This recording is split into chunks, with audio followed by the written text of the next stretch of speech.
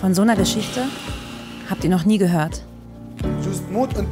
Vielleicht werde ich vor Kälte sterben. Der Schleuser hat gesagt, es gibt kein Land, aus dem so viele Flüchtlinge wieder zurückkommen wie Deutschland.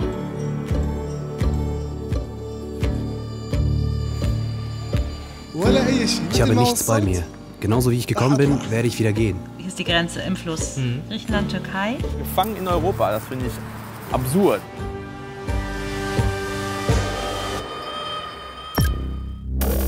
Wir sind bei Facebook auf eine Gruppe gestoßen, die nennt sich die umgekehrte Flucht. El-Hijra al-Aksiyya auf Arabisch. Und zwar ist das eine Gruppe für syrische Flüchtlinge in Deutschland, die sich dort gegenseitig Tipps geben, wie sie Deutschland wieder verlassen können. Nach Syrien geht nicht, also heißt zurück in dem Fall Türkei. Die Syrer brauchen ein Visum, das kriegen sie nicht. Und deswegen müssen sie den ganzen Kram noch einmal rückwärts machen. Einen Schleuser suchen, irgendwie durch den Wald robben, mit einem Schlauchboot über irgendeinen Fluss. Also eine echte Flucht rückwärts. So. Ja. Es sind täglich Leute, die in diesen Gruppen schreiben, dass sie Deutschland verlassen wollen. Und wir haben einen gefunden, nämlich Basel, der gesagt hat, okay, ich werde Deutschland verlassen und ihr dürft mich begleiten.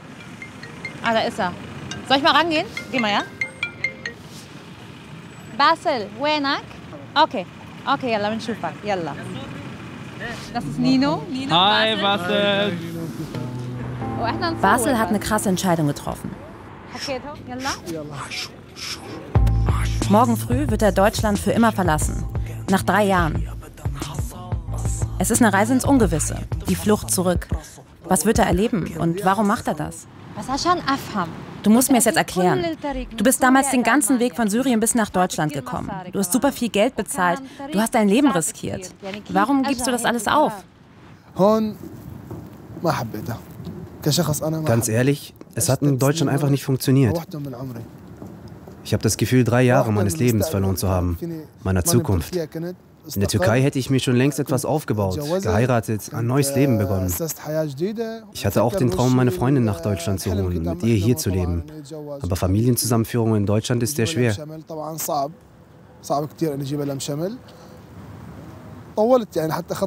Natürlich hat es gedauert, bis ich die endgültige Entscheidung getroffen habe. Immerhin geht es um mein Leben, um meine Zukunft. Entweder bleibe ich hier, wo ich vom Staat alles kriege, genug zu essen, zu trinken, eine Krankenversicherung, monatliches Geld, oder ich gehe zurück in die Türkei, wo ich von Null beginnen werde. Basel spricht verdammt schlecht Deutsch. Nach 3 Jahren kaum ein Wort.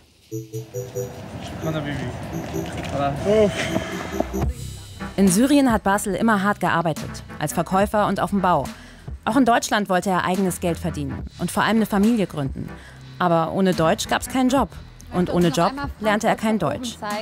Und irgendwie hat er die Hoffnung aufgegeben, dass er da irgendwann noch mal rauskommt.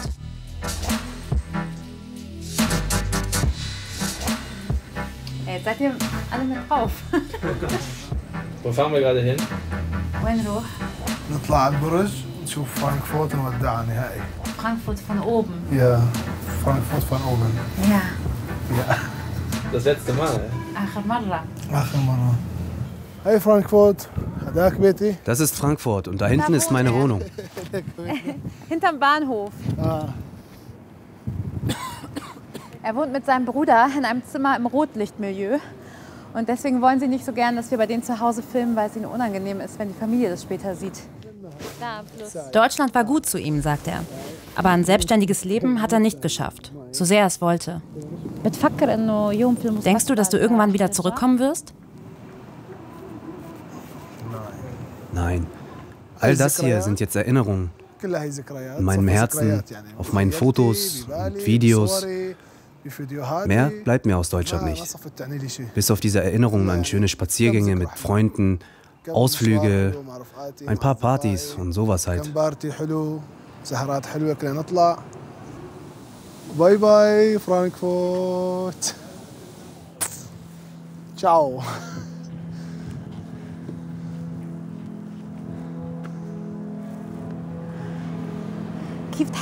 Wie fühlst du dich? Gut. Und irgendwie auch traurig.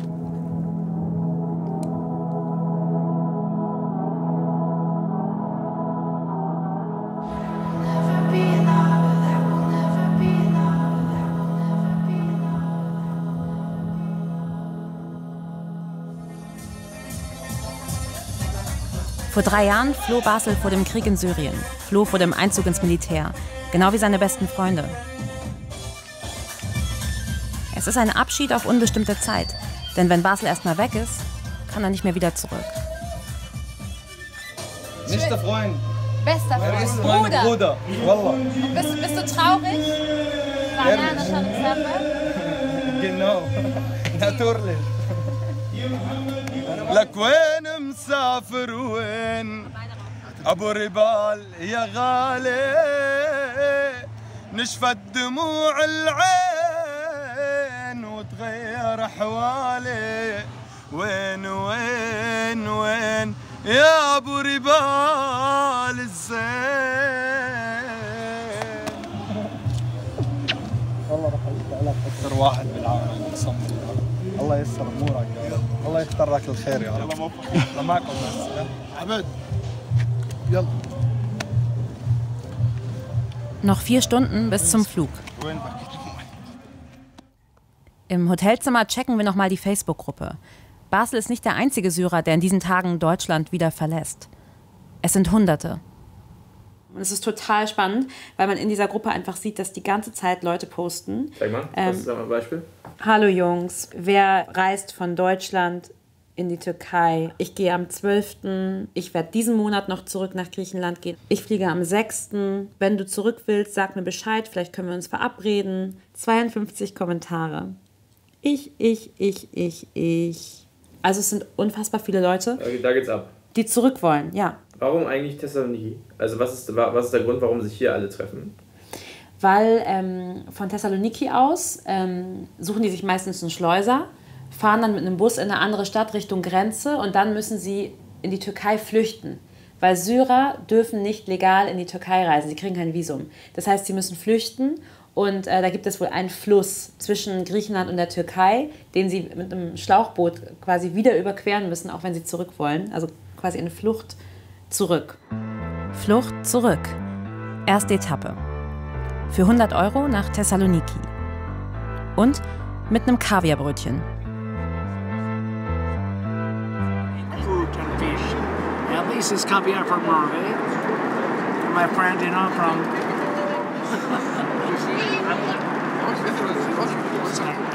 Gut? Sehr gut. No, because I'm a vegetarian. It's a fish, it's not meat. But it has eyes and it has a heart and feelings. It's so typical, huh? You are wonderful people. Thank you. Thank you.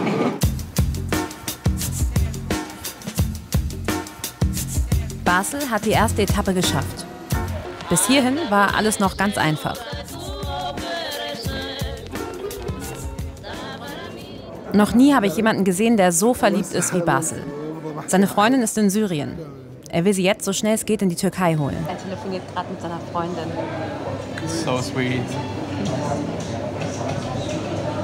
Die schreiben sich nur Herzen die ganze Zeit. Wir sind auf die Hochzeit eingeladen. Strike. Der Traum von Deutschland ist für die beiden geplatzt. Plan B ist die Türkei. Aber dahin muss Basel es erstmal schaffen.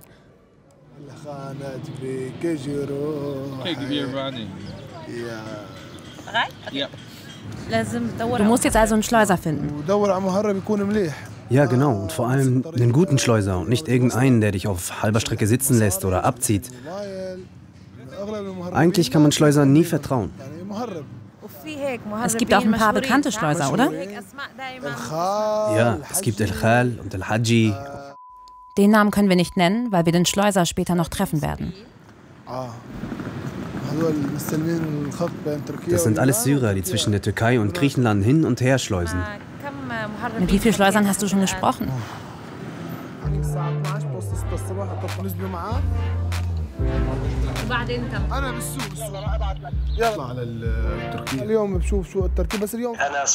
Ich bin der Boss. Ich bringe ständig Gruppen rüber. Morgen, übermorgen. Jeden Tag gibt's eine Überfahrt.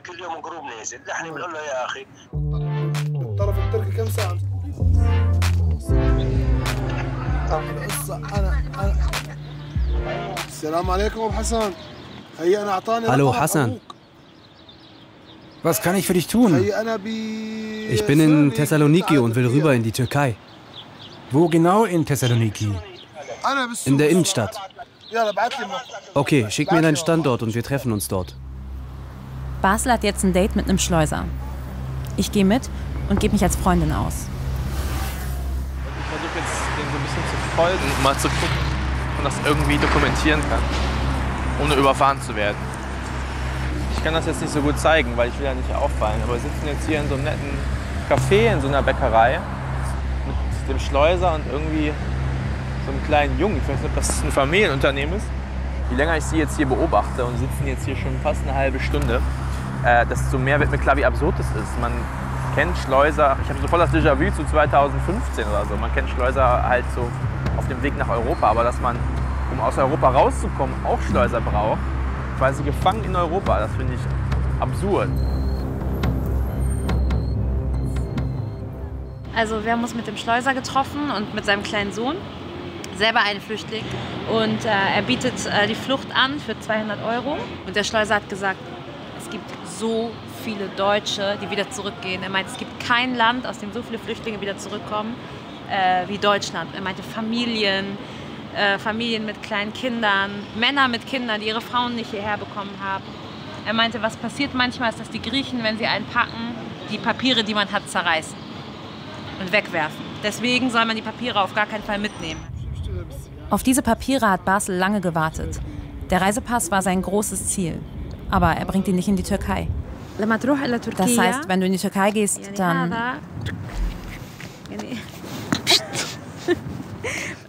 Weißt du, wie viele Flüchtlinge genau das haben wollen? Und dir ist es einfach egal? Weißt du, bevor ich diesen Pass bekommen habe, habe ich ihn mir so sehr gewünscht. Ich dachte, ich werde reisen nach Frankreich, nach Holland, nach Dänemark, überall hin. Aber weißt du was? Heute war das erste Mal, dass ich diesen Pass überhaupt genutzt habe. Wie auch. Das Geld in Deutschland reicht zum Essen und Trinken. Selbst wenn man einen Job hat, muss man davon seine Miete bezahlen. Kein Flüchtling kann es sich leisten zu verreisen. Der hier ist für mich wie irgendein Stück Papier, das zu Hause rumliegt. Was machst du jetzt damit? Vielleicht bringe ich ihn zur deutschen Botschaft in Istanbul und sage ihnen, dass ich den deutschen Aufenthalt nicht mehr haben möchte. Oder ich behalte ihn einfach zu Hause. Als Souvenir? Ja, als Erinnerung. Basel bekommt für die Türkei kein Visum. Also beginnt ab jetzt der illegale Teil der Flucht. Ein Schleuser hat mir die Videos geschickt. Hier, das ist der Weg, den ich gehen werde. Das ist der Evros-Fluss, die Grenze zwischen Griechenland und der Türkei. Hier muss Basel heute Nacht rüber.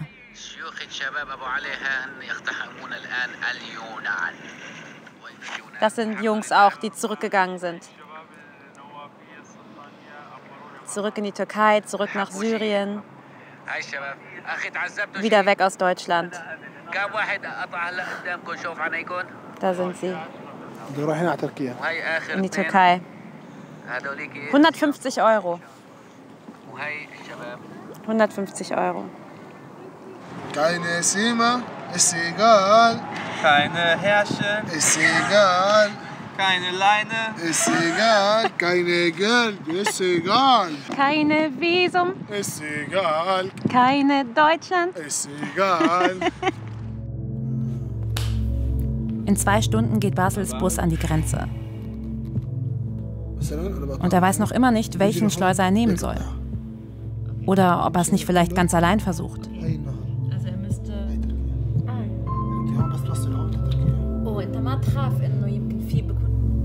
Bei seiner Flucht nach Europa kenterte sein Boot 3-mal. Ich könnte auch einfach schwimmen. Aber vielleicht sterbe ich dann vor Kälte. Als ich damals gekentert bin, sie haben uns Decken gegeben und trotzdem. Und er würde irgendwo hier über diesen Fluss kommen, in der Mitte des Flusses. Hier sieht man, jetzt sieht man, hier ist die Grenze im Fluss. Griechenland, Türkei. Der Fluss ist eine Sache, aber auch die Umgebung ist gefährlich. Auf beiden Seiten militärisches Sperrgebiet. Basel ist völlig planlos, sucht über Facebook Syrer, die den Weg schon gegangen sind und holt sich letzte Ratschläge. Also du empfiehlst mir es, ohne Schleuser zu versuchen? Wenn du kein Geld hast, versuch es alleine. Aber sonst nimm lieber einen Schleuser.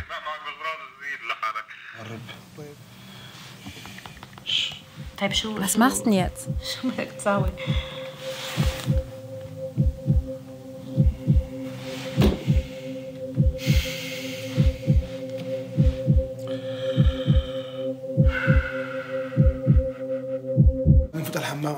Kann ich mal aufs Klo?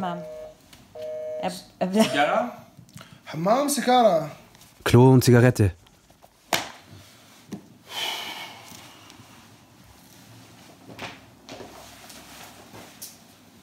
Ich würde ihm gerne irgendwas Mutmachendes sagen, aber ich habe keine Ahnung.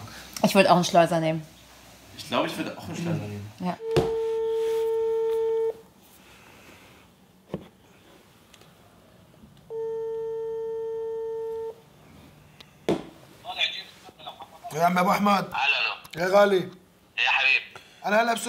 Ich bin jetzt in Thessaloniki und werde um Mitternacht den Bus an die Grenze nehmen. Sehr gut. Aber nimm auf keinen Fall deutsche Papiere mit. Ich werde nichts mitnehmen. Sehr gut. Es wird sicher keine griechische Polizei dort sein. Falls aber doch, könnten sie dich zurückschicken. Nein, nein, ich werde die Papiere auf keinen Fall dabei haben. Nimm nichts mit, nichts. Sorg nur dafür, dass du Akku hast. Warum? Na, du musst bis zum Fluss laufen und dann die anderen treffen. Nicht, dass sie umsonst auf dich warten. Okay, dann werde ich hoffentlich um 4:30 ankommen. Alles klar. Okay, wir reden dann. Ich werde mit ihm gehen. Das war's also? Am Busbahnhof Thessaloniki. Basel war hier schon mal, als er noch in die andere Richtung wollte, nach Deutschland. Damals standen wir hier in der Schlange und wollten Tickets kaufen nach Mazedonien.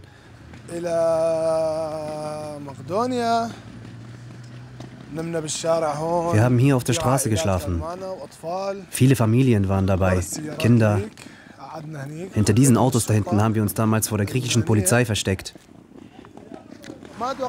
Ich hätte nie gedacht, dass ich jemals hierher zurückkommen würde. Niemals. Wenn dann vielleicht zum Urlaub. Aber nicht nochmal auf der Flucht. Ich bin zurückgekommen und wieder auf der Flucht. Ich habe meinen Pass per DHL in die Türkei verschickt, auch meine Sachen. Ich habe nur diesen kleinen Koffer mit Kleidung. Ich habe weder einen Pass noch einen Ausweis, auch keine Aufenthaltsgenehmigung. Ich habe nichts bei mir. Genauso wie ich gekommen bin, werde ich gehen. Ah, daran erinnere ich mich auch. An was? Mit wem hast du gesprochen? Mit meiner Familie in Syrien. Von hier hast du in Syrien angerufen? Ja. Und ich war nicht der einzige Flüchtling, der zu Hause angerufen hat. Hier war eine Riesenschlange. Vor 3 Jahren hatte Basel Angst vor seiner Flucht nach Deutschland, obwohl er mit Tausenden ging. Und jetzt hat er irgendwie noch viel mehr Angst. Ich werde ankommen, ich verspreche es. Liebst du mich? Hör auf. Ich werde sauer, wenn du nicht aufhörst zu weinen.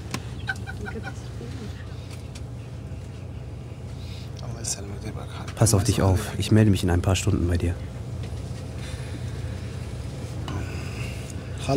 Ich habe gesagt, hör auf zu weinen. Sonst lege ich auf. Ich liebe dich auch.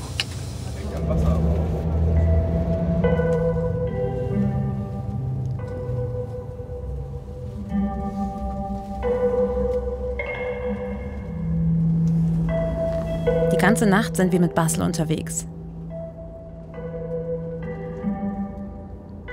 Auf direktem Weg zur türkischen Grenze. Hallo. Hallo. Ja, ich bin dran. Der Bus wird mich am nächsten Dorf rauslassen.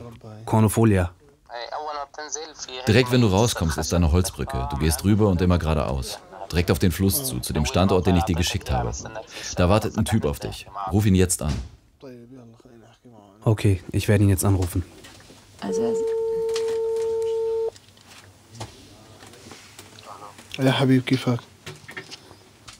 Hey, hör zu. Wenn ich im Dorf ankomme, soll ich dann direkt zu dir an den Fluss kommen?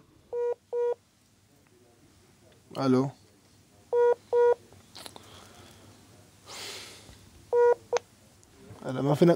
Kannst du mich nicht von der Haltestelle abholen und wir gehen zusammen zum Fluss? Nein, ich kann dich nicht abholen.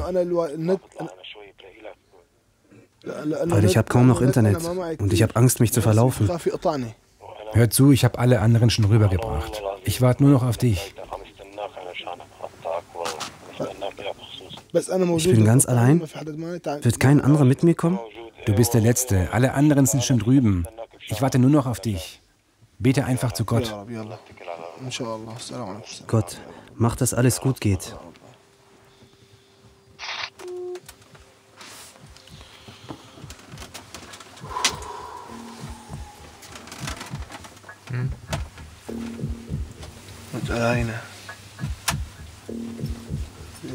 Ich muss allein zum Fluss, allein zum Schleuser und allein in die Türkei.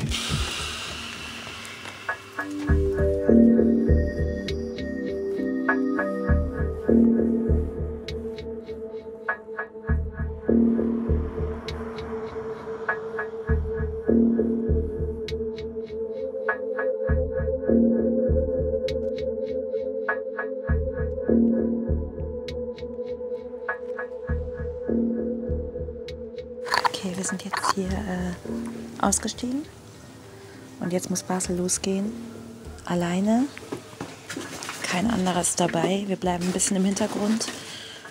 Er hat kein Internet mehr. Kann sein Google Maps nicht öffnen.